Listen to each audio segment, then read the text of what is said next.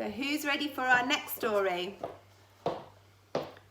Today we are signing a story called Gruffalo's Child.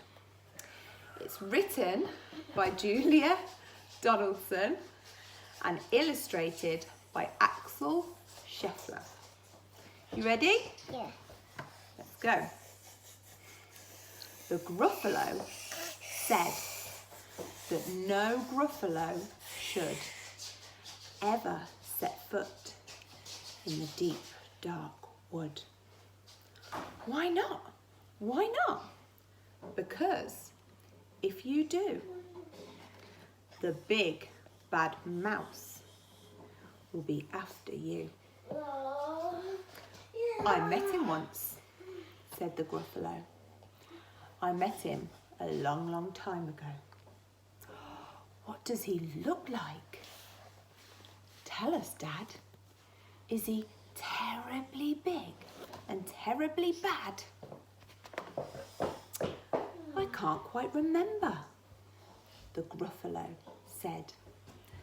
Then he thought for a minute and scratched his head. Let's have a look. The big bad mouse is terribly strong, and his scaly tail is terribly long. His eyes are like pools of terrible fire, and his terrible whiskers are tougher than wire. One snowy night, when the Gruffalo snored,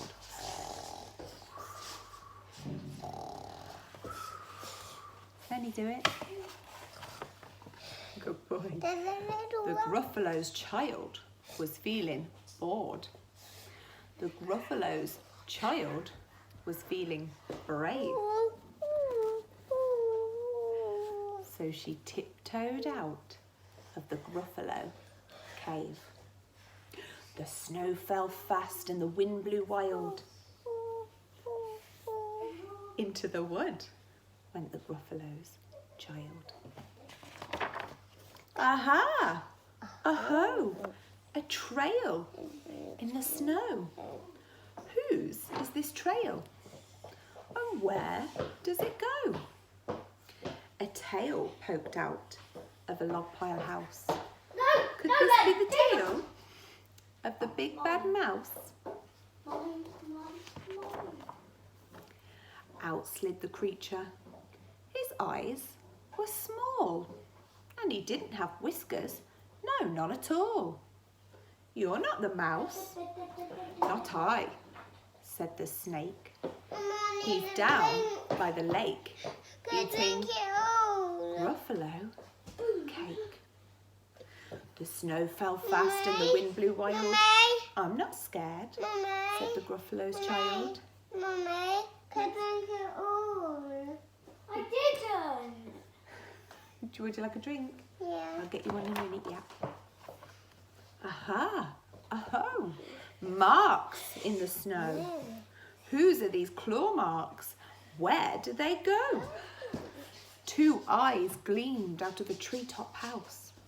Could these be the eyes of the big bad mouse? Down flew the creature. His tail was short, and he didn't have whiskers of any sort. You're not the mouse. Too-hoo, not I. He's somewhere nearby eating Gruffalo pie.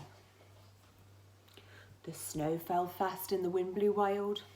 I'm not scared, said the Gruffalo's child. Where are we going next?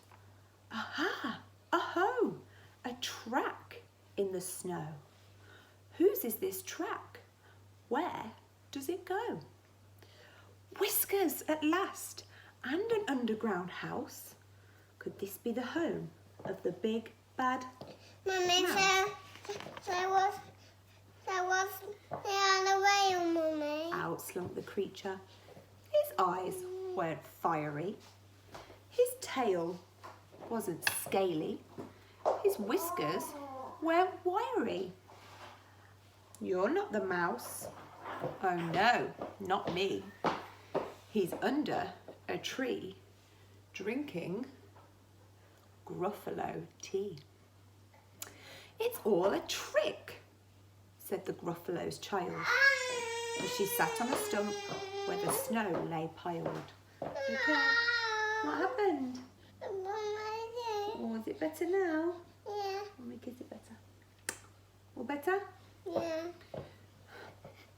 I don't believe in the big bad mouse. Ooh, but here comes a little one out of his house. Not big, not bad, but a mouse at least. You'll taste good as a midnight feast. Wait, said the mouse. Before you eat, there's a friend of mine you ought to meet. If you let me hop onto a hazel twig, I'll beckon my friend, so bad and big. The Gruffalo's child unclenched her fist. The big bad mouse, so he does exist. The mouse hopped on to the hazel tree. He beckoned and said, just wait and see. Out came the moon. It was bright and round. A terrible shadow fell onto the ground. Who is this creature, so big, bad and strong? His tail and his whiskers are terribly long. His ears are enormous, and over his shoulder he carries a nut as big as a boulder. The big bad mouse! Yelled the Gruffalo's child. The mouse jumped down from the twig and smiled. Aha! Aho! Prints in the snow. Whose are these footprints? Where do they go? The footprints led to the Gruffalo cave, where the Gruffalo's child was a bit less brave. The Gruffalo's child was a bit less bored, and the Gruffalo snored and snored and snored.